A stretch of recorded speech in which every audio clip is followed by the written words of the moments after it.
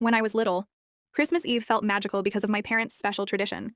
Every year after dinner, we'd gather around the fireplace with hot cocoa and write letters to Santa, but these weren't wish lists. The rule was to confess something we were truly ashamed of from the past year. We'd read them aloud, one by one, then burn the papers in the fire together.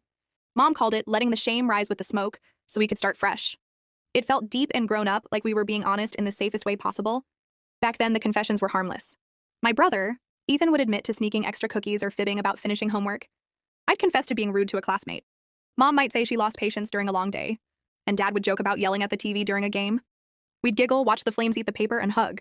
It became our family's cozy ritual, something that made Christmas feel warmer than just presents. As we grew up, we kept it going.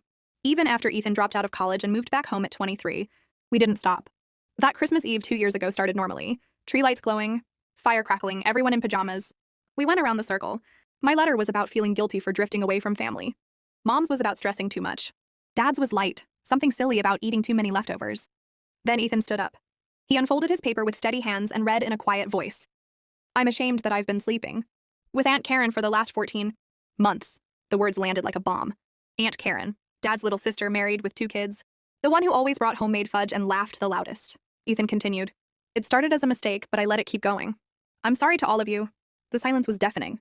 Mom's mug crashed to the floor, cocoa everywhere. Dad's face went blank. Then he stood up without a word, walked out the front door into the falling snow, and disappeared. He didn't come back for 3 days. The rest of us just sat there, staring at the dying fire, until Ethan quietly left the room.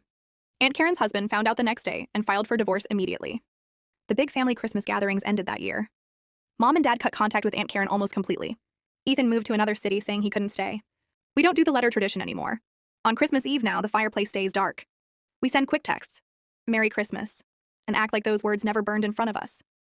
Some secrets don't vanish in smoke. Some just poison the air forever.